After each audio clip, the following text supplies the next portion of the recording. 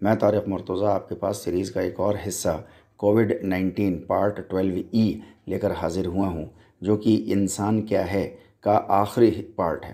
پچھلے part 12D میں ہم نے سمجھنے کی کوشش کی کہ انسانی عقل ہم کو اپنے جسم کی نشو و نما کے لیے لینے اور جمع کرنے کے جو اصول بتاتی ہے، ان کا پوری انسانیت پر کیا اثر پڑتا ہے اور انٹرنیشنل پالیٹکس اس سے کیسے متاثر ہوتی ہے اور تمام انسانیت کس طریقے سے سسک اٹھتی ہے۔ اس پارٹ 12E میں یہ سمجھنے کی کوشش کریں گے کہ انسانی ذات کیا ہے اور اس کی فراوانی یعنی اس کی نشو و نما کے لیے اللہ سبحانہ و تعالیٰ نے کیا اصول بتائے ہیں، کیونکہ یہی وہ ذات ہے جس کی پاکیزگی اللہ سبحانہ و تعالیٰ کو مطلوب ہے، اور اس ذات کی آلودگی یا پاکیزگی پوری دنیا کی انسانیت پر کیا اثر ڈالتی ہے۔ یہ نفس انسان کے جسم کا حصہ نہیں ہے، بلکہ اس سے الگ خدائی طاقت کا مظہر یعنی ایکسپریشن ہے۔ یہ نفس یعنی ہمارا اپنا اور آپ کا اصل ہی ہے، جس کے تزکیے کی پکار اللہ کی ہر کتاب ہمیشہ لگاتی چلی آئی ہے۔ جب جب اس نفس یعنی ہماری ذات کی آلودگی کو صاف کرنے کے طریقے اس طرح سے مبہم کر دیے جاتے تھے یا آل ٹوگیدر سماج سے ہٹا دیے جاتے تھے کہ ان کا پتہ کرنا کسی کے لیے بھی ممکن ہو پائے، تو اللہ سبحانہ و تعالیٰ نے ہمیشہ اپنا رسول ہر قوم کے پاس بھیجا تاکہ وہ نفس کے تزکیے کی راہ بتائے، اور اگر سماج میں کوئی رکاوٹ ہے تو اسے دور کرے، تاکہ تمام انسانیت اپنے رب سے اس حال میں مل سکے کہ اس کی ذات یعنی نفس پاک صاف ہو جائے۔ نفس لفظ بہت سے معنوں میں بولا جاتا ہے۔ انسانی شخصیت کے باہری اور باطنی پہلوؤں کے مجموعے پر بولا جاتا ہے۔ نیز عظمت، بڑائی، غیرت، ارادہ، عقوبت یعنی سزائے اعمال کے معنوں میں بھی استعمال ہوتا ہے۔ ان کے علاوہ خون کے معنوں میں بھی یہ نفس لفظ استعمال ہوتا ہے۔ نفس سانس کو بھی کہتے ہیں جب وہ ملائمیت کے ساتھ چل رہی ہو۔ یہ لفظ بھائی بند کے لیے بھی استعمال کیا جاتا ہے۔ قرآن کریم نے اس نفس لفظ کو ان معنوں میں بھی استعمال کیا ہے جس کو ہم انسانی ذات یعنی ہیومن پرسنالٹی کہتے ہیں، یا جسے علامہ اقبال رحمۃ اللہ علیہ نے خود ہی کے نام سے پکارا ہے۔ اگر یہ کہا جائے کہ اللہ کے دین کی اصل و بنیاد اسی انسانی ذات کے اقرار پر استوار ہے، تو اس میں بالکل بھی مبالغہ نہیں ہوگا۔ دنیا میں بیسیکلی دو ہی طرح کے کانسیپٹس آف لائف پائے جاتے ہیں۔ ایک تو وہ جسے ہم نے پچھلے پارٹ ڈی میں میکینیکل کانسیپٹ آف لائف یعنی حیوانی سطح کی زندگی کے معنوں میں سمجھنے کی کوشش کی تھی۔ اس کو مٹیریلسٹک کانسیپٹ آف لائف یا مغربی تہذیب بھی کہتے ہیں، جس میں انسان صرف اپنا پریزرویشن دیکھتا ہے، اس کے لیے ہر وہ چیز جمع کرتا ہے جو جسم کی تسکین کے لیے ضروری ہو۔ اس نظریے کے لوگوں کا نہ تو خدا کو ضرورت محسوس ہوتی ہے اور نہ ہی وحی کی، بلکہ ان کا ماننا ہوتا ہے کہ انسانی عقل سارے سولوشنز ڈھونڈ لیتی ہے۔ اس نظریے کے قائل اگر کسی خدا پر ایمان لے بھی آتے ہیں تو زیادہ سے زیادہ ان کا بس یہ ماننا کافی ہوتا ہے کہ اس دنیا کو اللہ سبحانہ و تعالیٰ نے بنایا ہے اور اس کے بنائے قانون کے تحت اب یہ دنیا چل رہی ہے۔ ان کے اس ایمان کا ان کی زندگی پر کوئی اثر نہیں پڑتا۔ اگر ایک شخص خدا کا انکار کرتا ہے اور دوسرا کہتا ہے کہ خدا ہے مگر دونوں حیوانی سطح کی زندگی گزارتے ہیں، تو ان کے انکار اور اقرار سے کوئی فرق نہیں پڑتا، بلکہ قرآن تو اس قسم کے ایمان کو ایمان ہی نہیں مانتا۔ سورہ المومنون سورہ نمبر 13 آیت نمبر 84 سے 79 تک اللہ سبحانہ و تعالیٰ نے کئی سوال پوچھے ہیں کہ بتاؤ زمین پر خدا کون ہے، آسمانوں کا رب کون ہے، کس کے کنٹرول میں سارے افیئرز ہیں؟ تو یہ کہتے ہیں کہ اللہ ہی ہے، مگر قرآن ساتھ میں یہ بھی بتاتا ہے کہ دیکھو تو ذرا پھر بھی اقرار کے باوجود کیسے بہکے جا رہے ہیں۔ ایسی زندگی کو قرآن کفر کہتا ہے۔ دوسرا کانسیپٹ آف لائف ہے جس میں انسانی زندگی صرف اس کے جسم کی زندگی نہیں ہوتی، بلکہ اس کے اندر ایک اور شے ہوتی ہے جو اس کی اصل ذات ہوتی ہے، جسے اس کی ذات یا نفس کہتے ہیں۔ یہ میکینیکل لاز کے تحت نہیں ہوتی اور نہ ہی اس کا خاتمہ ہوتا ہے۔ جسم کی موت جس طریقے سے جسم کو ختم کر دیتی ہے، ویسے انسان کی وہ اصل ذات جو وہ خود ہے موت کے بعد بھی زندہ رہتی ہے۔ اللہ اس ذات کو بلینک اسٹیٹ یعنی خالی حالات میں ہر انسان کو دیتے ہیں۔ ہمیں اس کی نشو و نما کرنی ہوتی ہے۔ اگر اس ذات کی پراپر گروتھ اینڈ ڈیولپمنٹ کی جائے، نشو و نما کی جائے، تو یہ دنیا کی زندگی بھی کامیابی بھری ہو جاتی ہے، اور آخرت کی زندگی میں یہ ذات اپنے اور زیادہ ارتقائی منازل طے کرتی چلی جاتی ہے۔ اس ذات کی نشو و نما ان تعلیمات پر ڈپینڈ کرتی ہے جن کو ہمیں انبیاء کرام کی وساطت سے اللہ کی طرف سے ملتی ہیں، جسے ہم اور آپ وحی کے نام سے جانتے ہیں۔ انسانی ذات کوئی مادی یعنی مٹیریلسٹک شے نہیں ہے جسے چھوا یا ناپا جا سکے۔ انسانی ذات کا مظاہرہ اس کے اختیار اور ارادے سے ہوتا ہے۔ کامل طور پر اختیار اور ارادہ اللہ سبحانہ و تعالیٰ کی خصوصیات ہیں، اور اللہ نے اپنی یہ صفت ہم انسانوں کو ہماری ذات میں دی ہے، ایک بنیادی فرق کے ساتھ کہ ہمارا اختیار اور ارادہ پارشیل ہے، لمیٹڈ دائرے میں ہے، جبکہ اللہ سبحانہ و تعالیٰ کا کامل اختیار اور ارادہ ہے اور ہمارے ریلیشن میں ان لمیٹڈ دائرہ ہے۔ بڑے تعجب کی بات ہے کہ انسانی ذات کا کوئی ماں باپ بھی نہیں ہوتا، ماں باپ صرف جسم کے ہوتے ہیں۔ روح اور انسانی ذات جو اصل میں ہوں، ان کے کوئی ماں باپ نہیں ہوتے۔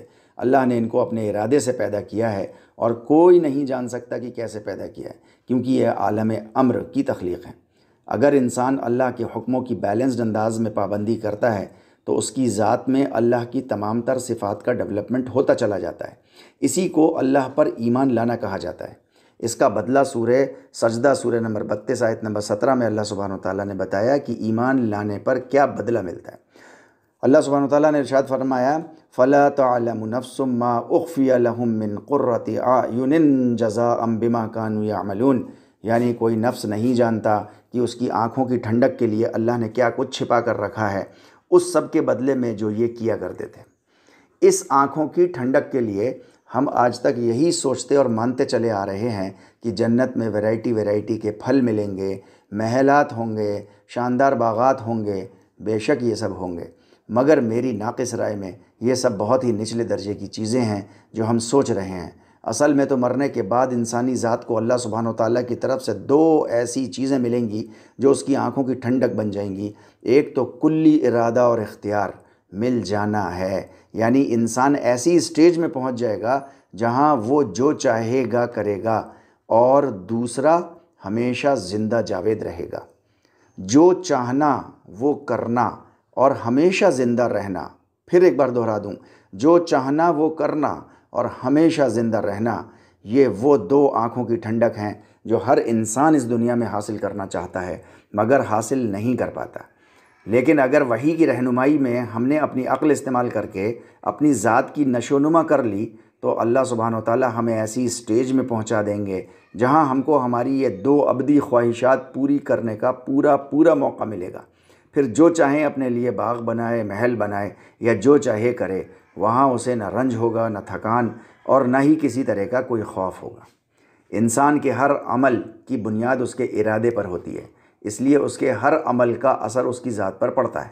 قرآن سورہ غافر سورہ نمبر 40 آیت نمبر 19 میں یہاں تک بتاتا ہے کہ اس کے دل میں گزرنے والے خیالات اور نگاہ کی خیانت تک کا بھی ریکارڈ کیا جاتا ہے۔ انسانی ذات کی نشو و نما کا اصول دینے میں ہے۔ ایک بار پھر دہرا لیجئے کہ جسم کی نشو و نما کے لیے لینے کا اصول ہے، اور ہماری خودی یعنی جو اصل ہم ہیں اس کے ڈیولپمنٹ کے لیے دینے کا اصول ہے۔ سوال یہ پیدا ہوتا ہے کہ کیا دیا جائے کہ ہمارے نفس کا ڈیولپمنٹ ہو سکے۔ ہماری عقل اس معاملے میں بھی بتاتی ہے کہ کیا دیا جائے، مگر بغیر وحی کی رہنمائی کے ہماری عقل ہمیں ہمیشہ دھوکہ دیتی چلی آ رہی ہے، اس بار بھی وہ دھوکہ دے گی۔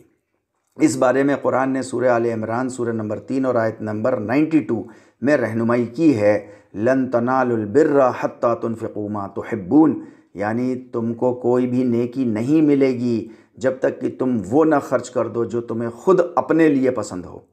اب ہم دیکھ لیں کہ قرآن کی اس سوشل ڈائنامکس کی رہنمائی کی ہم کتنی اتباع کرتے ہیں، اور اس سے بچانے کے لیے ہماری عقل ہم کو کیا کیا ہیلے بہانے تجویز کرواتی ہے۔ اللہ نے دنیا میں زندگی کا راز دینے میں رکھا ہے، یعنی زندگی کا راز مستقبل کے مفاد کلی کے نظریے میں ہے، نہ کہ انفرادی فائدوں کے پروگرام میں۔ یہی وہ طرز زندگی ہے جہاں سے ہم اپنی ذات کی نشو و نما کر سکتے ہیں، اس کے علاوہ کوئی دوسرا راستہ نہیں ہے۔ سورہ اللیل سورہ نمبر 92 آیت نمبر 18 میں اللہ سبحانہ وتعالیٰ نے ارشاد فرمایا، الذی یؤتی مالہ یتزکیٰ، جس نے اپنا مال دیا اس نے اپنا پیوریفیکیشن یعنی اپنا تزکیہ کر لیا۔ دوسری جگہ سورہ تغابن سورہ نمبر 64 آیت نمبر 16 میں اللہ سبحانہ وتعالیٰ نے بتایا، وَأَنفِقُوا خَيْرًا لِأَنفُسِكُمْ وَمَن يُوقَ شُحَّ نَفْسِهِ فَأُولَئِكَ هُمُ الْمُفْلِحُونَ، یعنی جس نے دیا اس نے اپنے بھلے کے لیے دیا، اور جو جمع کرنے سے اپنے کو بچا پایا، جو جمع کرنے سے اپنے کو بچا پایا، تو ایسے ہی لوگ کامیاب ہیں۔ انسانی ذات کی پرورش جسم کے جسٹ اپوزٹ اصول پر ہے۔ ہم لیتے ہیں تو ہماری ذات کی پرورش نہیں ہوتی، اور اگر ہم دیتے ہیں تو جسم کی پرورش میں کمی واقع ہو جاتی ہے۔ یہ ہے انسان کی اصلی کشمکش، یہ ہے وہ ٹیڑھا مسئلہ جس کا حل انسان کو نہیں ملتا۔ انسانیت اسی مسئلے کے حل کو ڈھونڈنے میں بےتاب ہوئی چلی آ رہی ہے۔ حل ڈھونڈتے ڈھونڈتے دو راستے نکل آئے۔ ایک نے کہا کہ سب دیے جاؤ، کچھ اپنے پاس مت رکھو، اپنے جسم کو فنا ہونے دو، وہ تو ہے ہی فنا ہونے کے لیے۔ یہ غلط کانسیپٹ آف لائف تھا اور غلط ہے۔ تو دوسرے نے کہا کہ نہیں، سب لیے جاؤ، کچھ نہ دو، سب اپنے لیے سمیٹ لو، دبا کر رکھ لو، جمع کر کے رکھ لو۔ یہ بھی غلط روش زندگی تھی اور غلط روش زندگی آج بھی ہے۔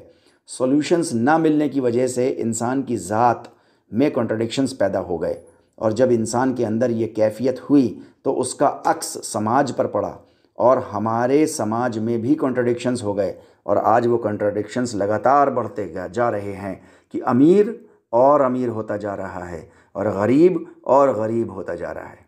اللہ کی کتاب ہمیشہ بتاتی رہی کہ اس لینے اور دینے میں بیلنس کیسے قائم رکھنا ہے، مگر اللہ کے دین کے دشمنوں نے ہمیشہ ایسے راستے تجویز کر لیے کہ سوسائٹی میں یہ دونوں کنٹرڈکشنز بنے رہے۔ آخر میں اللہ نے قرآن کو نازل کیا اسی کنٹرڈکشن کو دور کرنے کے لیے، مگر رسول اللہ صلی اللہ علیہ وسلم اور خلفائے راشدین کے جانے کے بعد پھر ایک بار امت خرافات میں کھو گئی، اور اس کی آنکھوں کے سامنے دنیا کا یہ کنٹرڈکشن بڑھتا چلا گیا۔ اگلے پارٹ میں ہم انشاءاللہ کوشش کریں گے کہ وحی کے بتائے راستے سے اس کنٹرڈکشن کو کیسے دور کیا جائے، تاکہ انسانیت ایک بار پھر سے زندہ ہو سکے اور اللہ کے یہاں ہمارا اجر عظیم میں بدل جائے، اور آنکھوں کی وہ ٹھنڈک ہمیں آپ کو میسر آ جائے جس کا اللہ نے ہم سے اور آپ سے وعدہ کیا ہے۔ اور بے شک اللہ سبحانہ و تعالیٰ اپنے کیے وعدوں سے نہیں پھرا کرتے، اور اس دنیا میں ہم کو اور آپ کو ہر طرف حفاظت اور عزت مل جائے، جہاں نہ رنج ہو اور نہ کوئی ڈر ہو۔ وآخر دعوانا الحمدللہ رب العالمین۔ ایک درخواست، اگر ہماری اس کووڈ-19 سیریز کے پہلے کے کچھ پارٹس آپ سے مس ہو گئے ہوں یا آپ تک نہ پہنچے ہوں تو برائے مہربانی 8279865903 پر واٹس ایپ میسج ڈال دیجئے۔ انشاءاللہ مسنگ پارٹس آپ کو جلد از جلد بھیج دیے جائیں گے۔